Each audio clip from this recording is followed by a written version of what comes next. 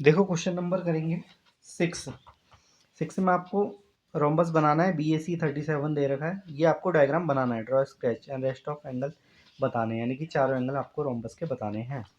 देखिए डायग्राम मैं उसका बना के लेके आया हूँ।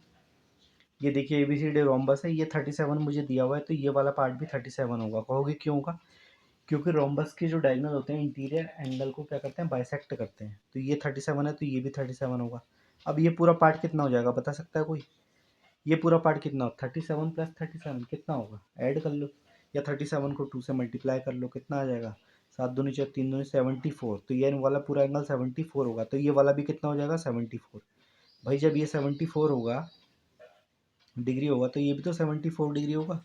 अब कहोगे क्यों होगा? क्योंकि ये क्या है, अपोजिट एंगल है। और रोम्बस किसका पार्ट है, पैरेललोग्राम का पार्ट है। पैरेललोग्राम के अपोजिट एंगल क्या होते हैं, आपस में इक्वल होते हैं। तो इतना पार्ट आपका आ गया।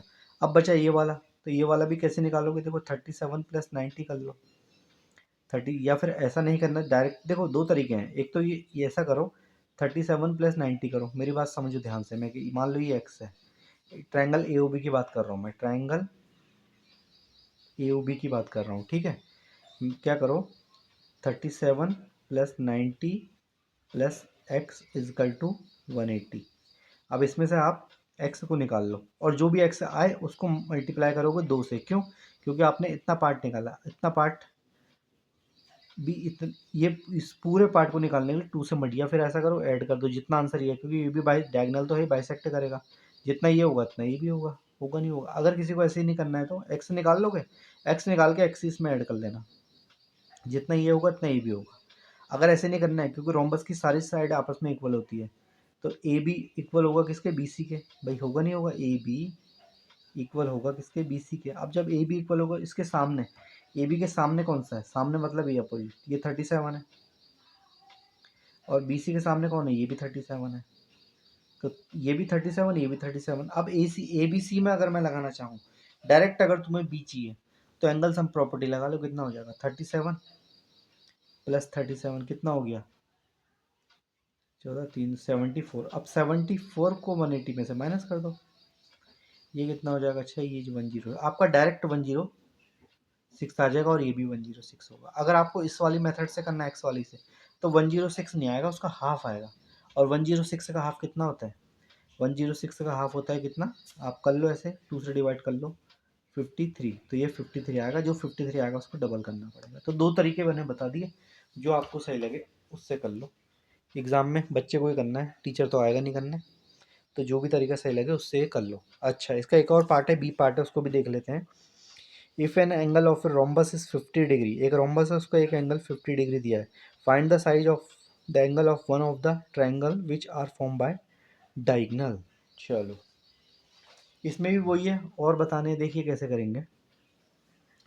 देखो ये 50 है भाई, तो ये भी 50 होगा, होगा नहीं होगा बताओ, अपोजिट एंगल बराबर होंगे। और अगर आप डायगोनल, हाँ क्वेश्चन को ध्यान से पढ़िए, क्या कह रहा है, find the size of the angles of one of the triangles which are form by diagonals कह रहा है, डायगोनल नहीं कह रहा, ध्यान देना, डायगोनल्स कह रहा है। डायगोनल्स कह रहा है यानी कि दोनों, एक डायगोनल इसमें और आएगा, यानी कि एक डायगोनल इसमें और खींचना पड़ेगा। अगर डायगोनल देता तो खाली क्या आता, अगर मान लो सपोज आपको देता है डायगोनल, तो आप एक ही डायगोनल करते।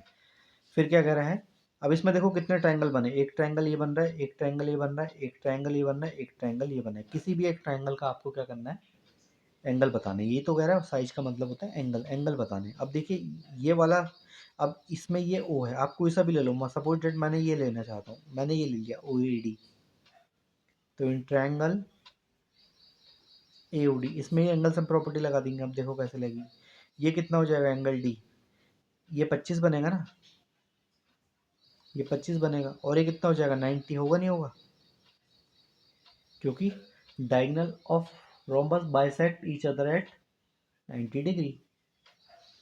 उसके बाद ये वाला आपको फाइंड करना है, तो सपोज जो फाइंड करना है उसको एक्स मान लिया मैंने, तो ये कितना हो गया 180।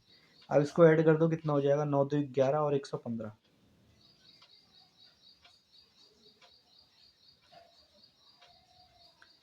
एक्स निकाल लो,